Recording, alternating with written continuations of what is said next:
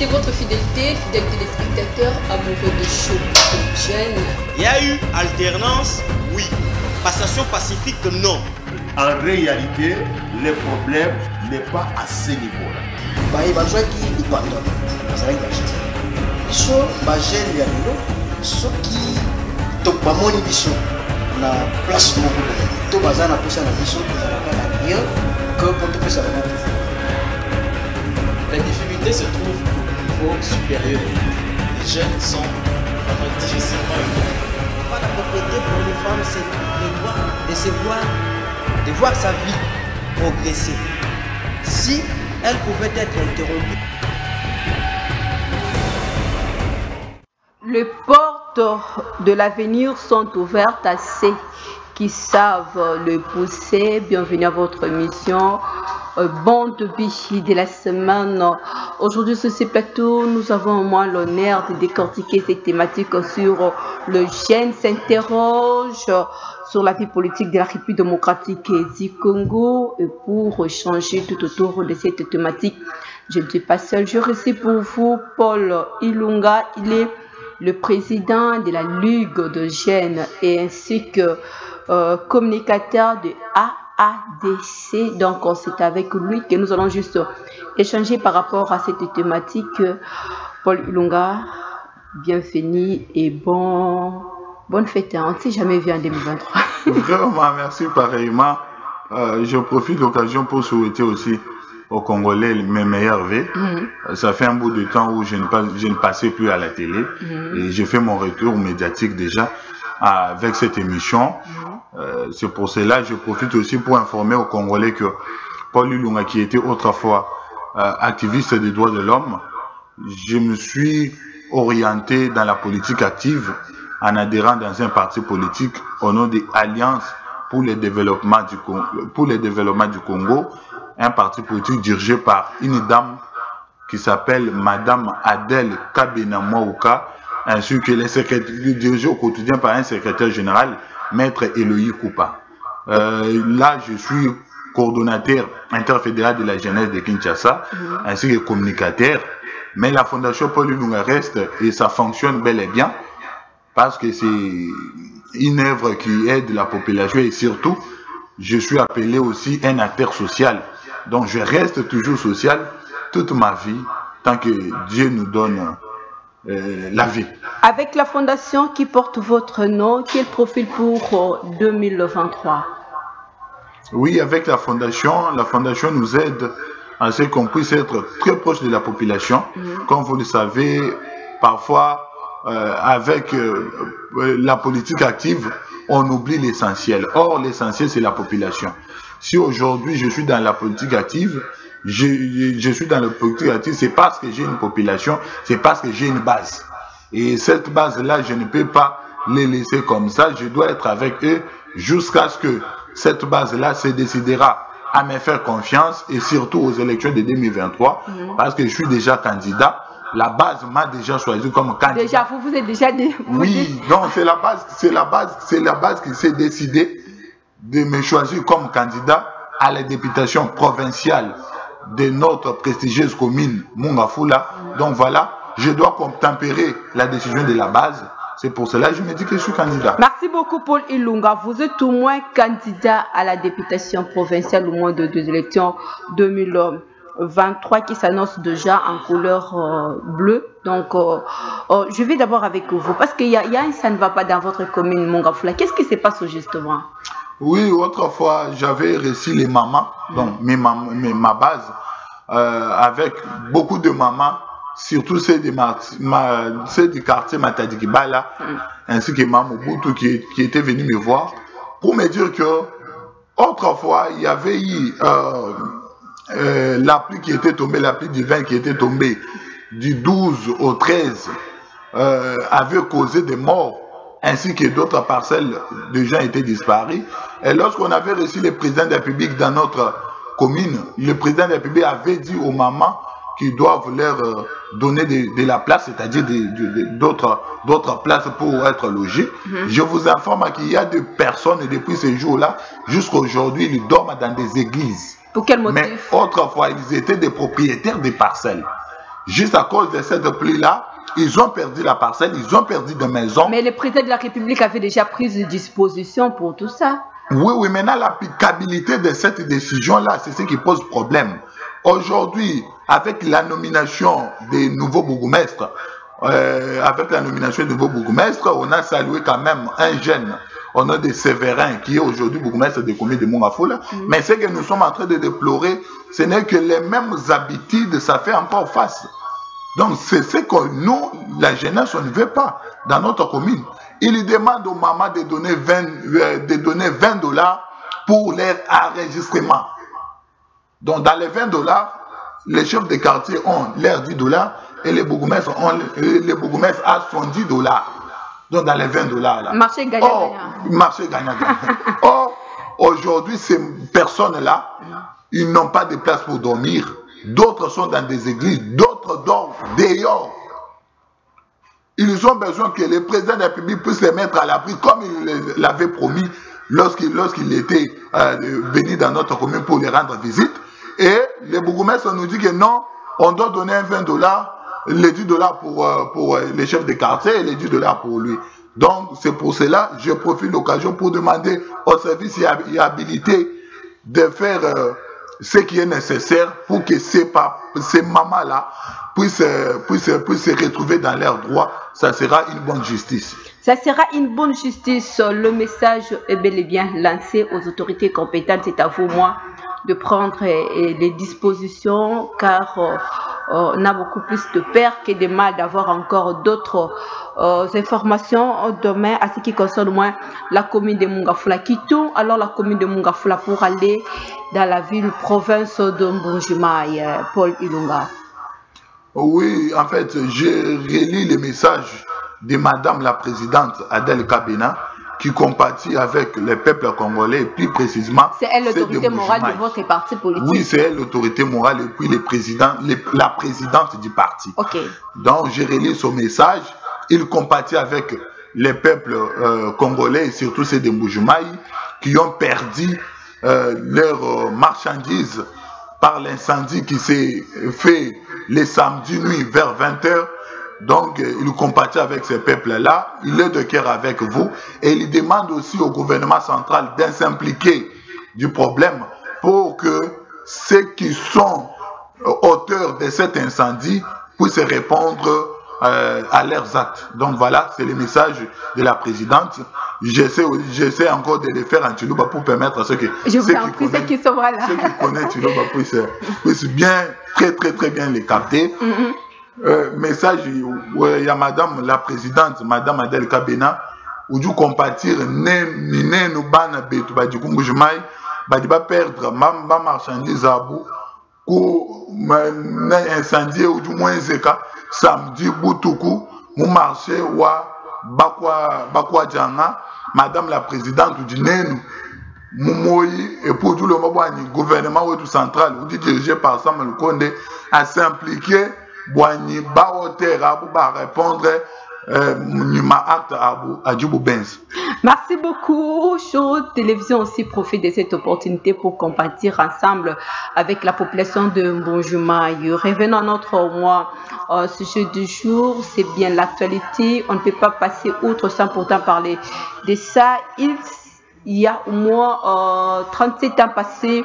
Aujourd'hui, c'est l'arrivée de Pape François dans la ville province de Kinshasa, qui est quand même aussi la capitale de la République démocratique du Congo. Une très bonne nouvelle, une information tellement attendue par la population congolaise. Paul Ilunga, quelles sont vos impressions par rapport à l'arrivée de Papa?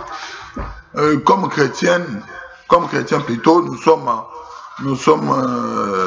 satisfaits de la venue du pape, parce que ça fait vraiment beaucoup de temps, vous venez de le dire, plus de 37 ans, depuis que l'ancien pape, le pape Jean-Paul, aujourd'hui encore, le pape François compte fouler ses pieds ici. Nous pouvons que lui souhaiter d'abord le bienvenu. Ici, on sait que nous sommes plus de 60%, donc un peuple à 80% chrétien et 40% catholique. Donc cela démontre déjà comment nous allons lui accueillir Et je profite aussi pour demander à ma base, demain déjà, d'accueillir le pape, parce que c'est notre Saint-Père, même si parfois la religion, parfois les convictions ne nous permettent pas, mais hein, vu que c'est les Saint-Pape et nous sommes à 40% chrétiens catholiques, nous pouvons que lui souhaiter les bienvenus. Et aussi, cela entre déjà dans le mandat du président de la République. Je vais y arriver. Oui, j'en profite aussi de cette opportunité de toutes les façons. Paul Ilunga, permettez-moi l'arrivée de Pape François en RDC Pito va m'excuser. Quel bénéfice pour la République démocratique du Congo sur le plan politique et sécuritaire. Je sais bien que les réactions ne cessent de se multiplier autour de son arrivée, Paul Ilunga. Aujourd'hui, je pourrais dire que c'est déjà une solution pour nous. De recevoir le pape pour l'est aussi du pays. Pourquoi? Parce que le Rwanda, lorsqu'il a vu qu'on reçoit le pape, voyez que ces derniers temps, le Rwanda n'arrête pas de continuer avec ses manœuvres frauduleuses pour empêcher le pape de venir. Pour que lorsque le pape voit que là-bas il y a ça, il se dit non, je n'irai plus. Or, le pape s'est déjà décidé de venir. Et aussi, cela fait à ce que ça fait un bout de temps où la République démocratique du Congo était fragilisée sur le plan international. Aujourd'hui, avec le président de la République, avec l'invitation du président de la République au pape, parce que je dois vous informer que c'est l'invitation du président de la République. Un nom de l'Église catholique. Un nom de Fridolin Mbongo. Donc c'est l'invitation personnelle du président de la République qui a fait à ce que le pape puisse venir dans notre pays. Donc c'est là déjà sur le plan international, ça donne la force à notre pays. Et on sait qu'avec lorsque le pape foule ses pieds ici, tous les médias internationaux, leur image seront focalisées sur notre pays. Et cela aussi doit nous profiter. Vous voyez? Donc on doit vendre cette bonne image-là sur le plan international aux pays européens ainsi que d'autres pays d'Afrique. Donc c'est une bonne chose parce qu'on voit notre image. Et surtout aussi, le pape viendra pour quand même faire un discours qui doit faire peur aussi au Rwanda. Et il doit venir pour palper de lui-même, voir réellement ce qui se passe dans notre pays. Donc selon nous, on voit déjà que il y aura quand même un changement après le départ du pape. Voilà, partant de votre message, c'est que vous venez juste de dire que le discours du pape va changer au moins, va faire peur au Rwanda, croyez-vous? Qu'avec l'arrivée de pape François, son discours, son message, et que ce soit sa prédication, va changer la situation, la crise sécuritaire, l'agresseur qui est en face de nous? Ça doit apporter quelque chose. Pourquoi? Parce qu'aujourd'hui, sur le plan international, si on compte parmi des gens qui sont forts, le pape est là. Même les États-Unis, même Joe Biden écoute le pape. Donc, pour dire que ce n'est pas pour rien, on l'appelle Saint-Pierre, Saint-Père. Voilà. Donc, c'est que le message qu'il apportera, il apportera un message d'un bon père pour la paix à l'est du pays. Et je sais que tous ceux qui sont derrière le Rwanda auront peur parce que nous avons un Saint-Père dans notre camp. Et si cela se vers le contraire de ce que vous venez de dire? Je ne pense pas parce que lorsqu'il viendra, après avoir prononcé son discours, j'espère qu'il lui-même, il doit commencer à regarder ou à voir comment ces discours-là portent des fruits ou pas. Donc, de ce côté-là, moi, je sais que la venue du pape dans notre pays, cela apportera des fruits et cela fera peur même à nos agresseurs, même aux multinationaux qui sont derrière ce qui se passe à l'est du pays pour s'accaparer de nos richesses. Donc, cela va porter quelque chose dans notre pays. Ça va porter quelque chose dans notre pays, Paul Ilunga. Je veux juste rester sur cette page sur la crise sécuritaire dans la partie est de la République démocratique du Congo. Jour pour jour, Bunagana est toujours prise en otage. Avez-vous quel regard sur tout ce qui se passe au moins dans cette partie est? Madame Elali, comme Congolais, ça nous fait tellement du mal de voir qu'il y a l'un de nos compatriotes qui ne sont pas à l'aise dans leur propre terre, dans leur propre pays, dans leur propre territoire. Ils sont tués, ils sont violés, donc ils ne sont pas dans leurs droits comme des nationaux, des nationaux. Donc cela nous fait tellement du mal. Mais le président de la République a juré de faire à ce que la paix règne à l'est du pays. Ce n'est pas pour rien, il y a un certain Bifort qui est en prison. Donc, le président de la République, sur la question de l'est du pays, il ne joue pas avec ça. Même parmi ses conseillers, le conseil du président de la République, c'est-à-dire l'entourage du président de la République, le sait que, à ce qui concerne la sécurité, le président de la République ne joue pas avec ça. Aujourd'hui, un certain Bifort qui était un léviathan dans l'entourage du président de la République, aujourd'hui, il est face à la justice, justement à cause des questions de l'Est du pays. De toutes les façons, Paul Ilunga, hier, on pouvait quand même avoir des tâtonnements par rapport à la situation sécuritaire dans la partie Est, parce qu'on s'est dit qu'on était en face de l'ombre des ennemis, mais aujourd'hui, quand même, l'ennemi est connu, lui-même, le président de la République ne cesse aussi de pointer son doigt sur Paul Kagame comme étant l'agresseur de la République démocratique du Congo. Mais pourquoi on n'arrive pas à avoir de bonnes résolutions sur terrain, ainsi de suite, Paul Ilunga? Le problème est que, madame, lorsque quelqu'un a déjà consommé la sorcellerie depuis son bas âge, même s'il grandit, cette sorcellerie-là, sans la délivrance, cela ne lui quittera pas. C'est la raison pour laquelle vous voyez même le pasteur révérend Walesa en train de délivrer les gens qui ont la sorcellerie. Nous sommes en face de quelqu'un qui a mangé de la sorcellerie depuis la ventre de sa mère, et aujourd'hui, il continue toujours à nier son implication à ce qui se passe dans l'Est du pays. Donc, nous sommes en face d'un hypocrite qui n'arrive pas à assumer ses responsabilités, à assumer ce qu'il est en train de faire.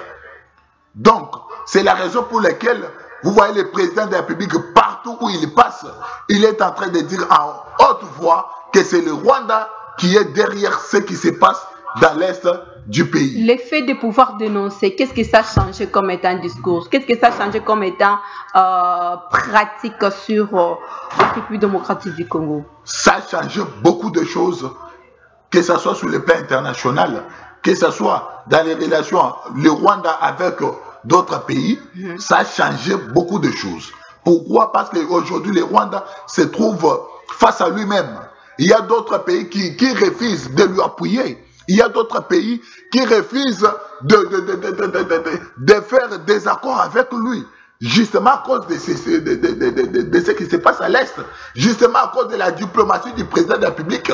Aujourd'hui, le Rwanda se sent coincé. Je dois vous le dire. Aujourd'hui, dans des chaînes rwandais, il y a ces questions-là de l'Est du pays qui se débattent chaque jour. Donc, ils sont déjà pères. Le régime Kagame est déjà à la fin. Voyez-vous? Donc, c'est pour cela que le président de la République ne peut jamais croiser les bras tant qu'on continue à tuer à l'Est du pays. Et nous aussi, les Congolais, on ne peut pas croiser les bras à tuer à l'Est du pays. Et je dois aussi saluer l'implication des églises qui se sont impliquées pour cette question-là de l'Est. Dernièrement, j'ai vu des églises du réveil à l'Assemblée nationale en train de marcher, de protester contre ce qui se passe à l'Est. J'ai vu l'église catholique en train de protester ce qui se passe à l'Est. Donc, le peuple congolais est uni pour que la paix retourne à l'Est du pays. Écoute, cette paix-là retournera à l'Est du pays. Croyez-vous que bientôt là, on pouvait juste changer de rumba pour aller au moins dans d'autres rythmes, pour avoir au moins la stabilité de la paix dans la partie Est de la République démocratique du Congo, Paul Ilunga? Oui, nous avons d'abord des mécanismes. Le premier mécanisme, c'est quoi? La diplomatie. Et le deuxième mécanisme, on va aller maintenant par la force. Mais la diplomatie, ça produit quoi? La diplomatie est en train de produire des fruits. Je ne sais pas si vous habitez dans une planète qui n'est pas le planète Terre.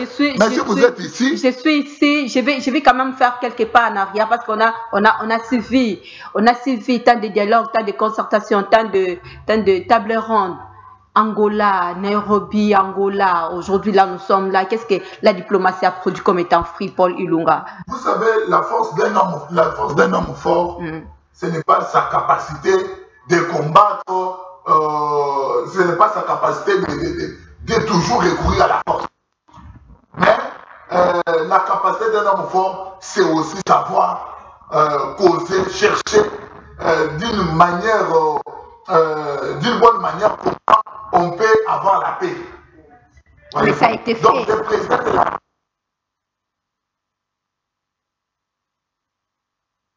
paix retourne à l'aide du pays d'une manière diplomatique.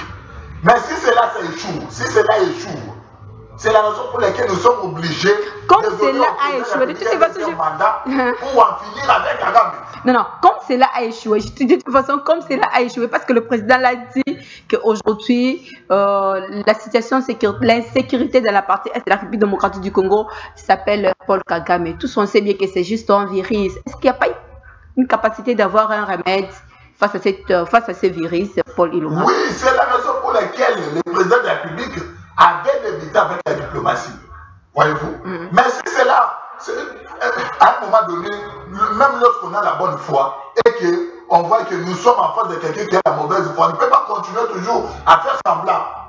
Voyez-vous? C'est la raison pour laquelle le président de la République a besoin de faire consommer ces gens-là, ces États-là qui ne croyaient pas que c'est le Rwanda qui est derrière ce qui se passe à l'est du pays, de les faire avaler cela. Et lorsqu'ils auront avalé cela, le président de la République pourrait passer à une autre étape. L'autre étape, c'est là le recours de la force.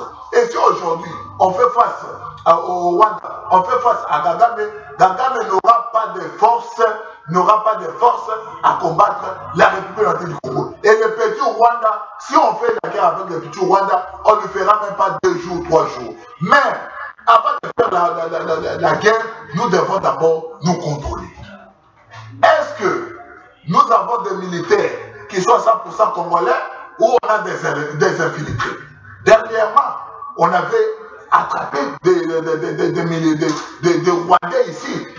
Donc, pour vous dire que nous sommes d'abord infiltrés. Nous sommes dans une famille, peut-être, nous sommes dans une famille, j'ai une cousine, peut-être un cousin. Peut-être ce cousin c'est un Rwandais. Mais moi, je ne sais pas. Je sais que c'est mon cousin, c'est ma cousine. Il faut combien de temps alors pour faire tout ça? C'est la raison pour laquelle le président de la République est toujours en train de balayer.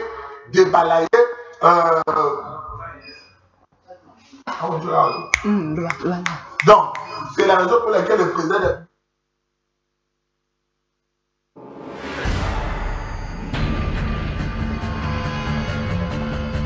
les enlève dans les services de sécurité. Coupé. Donc, pour dire que le président de la République, c'est quelqu'un qui, lorsqu'il agit, il agit conséquemment. Lorsqu'il avait agi face au FCC, vous avez vu les retombées. Donc, de même aussi, lorsqu'il doit agir encore, vous verrez des retombées contre Kagame.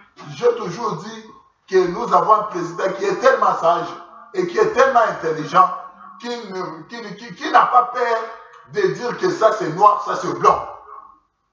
Donc, de ce côté-là, lorsque la diplomatie échouerait, nous allons passer à une autre étape qui est la force. Maintenant, là, on doit appliquer la loi de Taylor, dent pour dent, œil pour œil. Vous êtes sûr? Nous allons l'appliquer et on n'a pas peur d'un Kagame, on n'a pas peur d'un petit Rwanda. Parce qu'aujourd'hui, on peut prendre une province comme la ville province de Kinshasa, c'est plus grand même que le petit Rwanda. Donc, pour vous dire qu'on n'a pas peur de Rwanda, mais on a besoin que lorsqu'on doit faire face à l'ennemi, qu'on puisse être sûr de ces gens qui nous entourent. Aujourd'hui, personne n'ignore que notre pays, depuis l'entrée de l'AFDEL, nous sommes infiltrés même au moindre poignard. Donc, pour dire que le président de la République a besoin que lorsqu'il va combattre avec le Rwanda, qu'il soit sûr de ses arrières. C'est-à-dire qu'il soit sûr de son entourage. Et non aujourd'hui, on sait que nous sommes en face de Rwanda, mais un Congolais, c'est un tel infiltré, il prend de l'armes et il commence à nous combattre. Donc, voilà, c'est pour ça que le président de la République est en train de raisonner, de voir de quelle manière ils peuvent faire à ce que la paix retourne à l'est du pays. Mais comme un vrai pacificateur, comme un bon père de famille, il a d'abord besoin de le faire à l'amiable. Lorsque cela ne tiendra pas, et là, nous allons faire face maintenant à la force pour que nous puissions protéger l'intégrité de notre territoire. Protéger l'intégrité de notre territoire 2023 s'annonce en couleur bleue. Paul Ilunga, les élections ou rien? Oscar, faut-il aller aux élections avec la crise sécuritaire qui se pointe à l'horizon actuellement? Moi, premièrement, je pourrais demander à ce que la protection de la sécurité est primordiale dans un pays.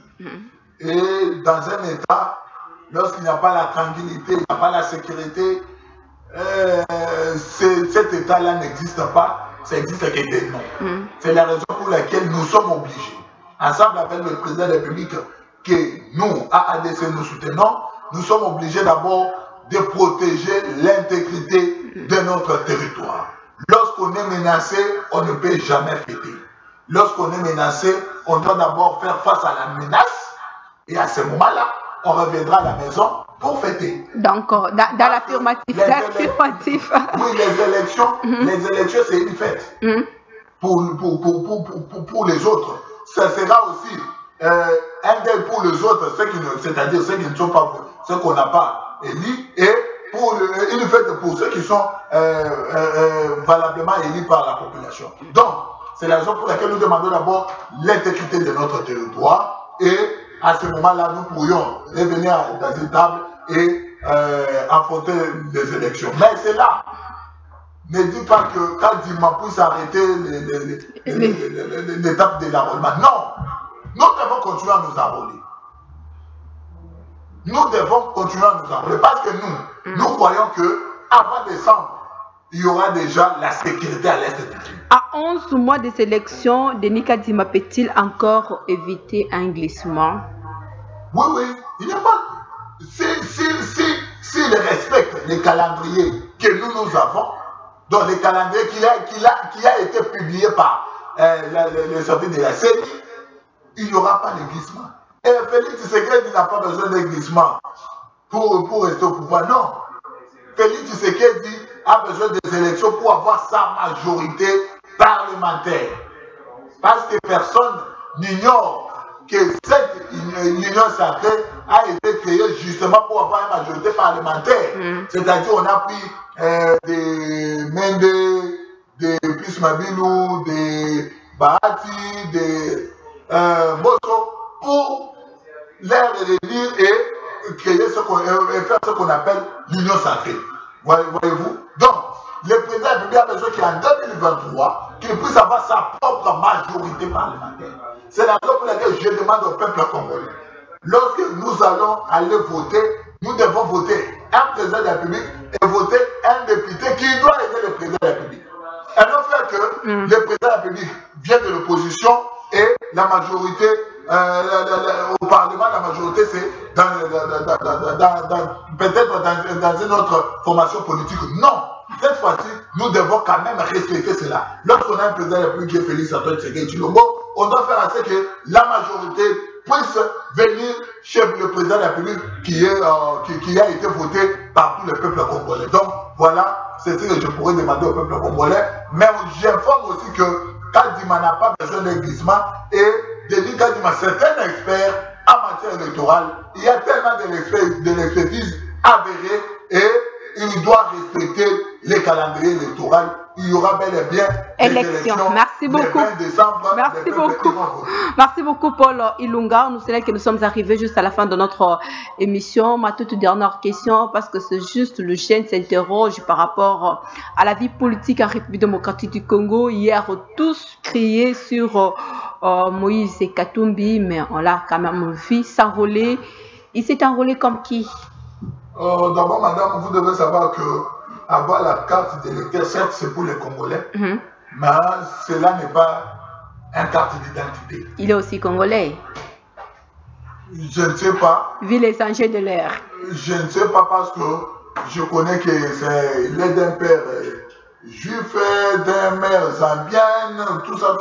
Donc, mais les gens doivent savoir ceci. Que la loi Tiani, même si cela n'a pas passé au Parlement, ça reste dans le cœur des Congolais. Et lorsque la loi est dans le cœur, on ne peut pas l'effacer. Aujourd'hui, tous au fil et au sud de tout le monde, on sait bien que Moïse Katumbi, c'est un Congolais confirmé. Non, c'est vous qui avez la thèse de... Mais on a tout sauvé. On l'a vu. Nous devons savoir qu'il y a beaucoup de manières d'acquérir la nationalité congolaise. Et selon la loi de 2001, Moïse Katumbi, comme il est des pères juifs, des mères zambiennes, à son âge c'est-à-dire à son âge d'adulte, lorsqu'il choisit d'être congolais, il est congolais d'acquisition. Il n'est pas congolais comme nous qui sommes des pères et des mères congolais. Non, lui il est congolais d'acquisition, c'est-à-dire il a acquis cette qualité-là. À quel âge? À l'âge d'adulte, non, c'est-à-dire 18 ans évolue. Est-ce que c'est là iconique qu'à 18 ans, Moïse Katumbi avait pris cette résolution? C'est la raison pour laquelle nous allons entendre la recevabilité de sa candidature au niveau de la CENI. Mais nous, on n'a pas peur de Katumbi. Pourquoi? Parce qu'on avait Félix Tshisekedi en face, Fatuvit, et on avait Fayoulou qui avait Katumbi, Mbemba, Moussousso, Mamou, Akenda, Sobad, tout. Donc, on n'avait pas peur face à eux et on n'aura pas peur face à eux. Pourquoi? Parce que le président de la République, son bilan est largement positif. Merci beaucoup. Nous sommes arrivés à la fin de cette émission. Paul Ilunga, un message d'espoir pour la population de Mongafula. Je demande à cette population d'aller s'enrôler massivement. C'est de Mongafula d'aller vraiment s'enrôler pour que cette fois-ci, le 20 décembre, nous puissions voter les jeunes. Cette fois-ci, on n'a besoin que des jeunes. On n'a pas besoin des papas, on n'a pas besoin des grands-pères. Cette fois-ci, nous devons faire confiance à nos jeunes. Et je demande aussi aux services de sécurité et aux services habilités de faire en sorte que les mamans qui avaient perdu leur parcelle puissent être rétablies dans leurs droits. Ce n'est fini pour ce soir. Nous vous disons merci Paul Ilunga d'être là ce soir. C'est moi qui vous remercie. Merci beaucoup. Nous sommes arrivés à la fin de cette émission. Bonne suite de programme sur nos antennes. On se retrouve les samedis à 15h30 pour la rediffusion de cette émission. Portez-vous bien. Au revoir.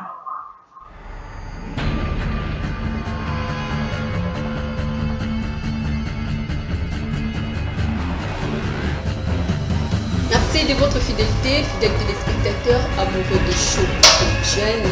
Il y a eu alternance, oui. Passation pacifique, non. En réalité, le problème n'est pas à ce niveau-là. bazwaki lipanda bazalaki bagene biso bagene ya lelo soki bamoni biso na place moko to baza na posa na biso ezalaka na rien que po topesa bango pouvoir. La difficulté se trouve au niveau supérieur. Les jeunes sont vraiment difficilement éduqués. Pas la propriété pour les femmes, c'est le droit de voir sa vie progresser. Si elle pouvait être interrompue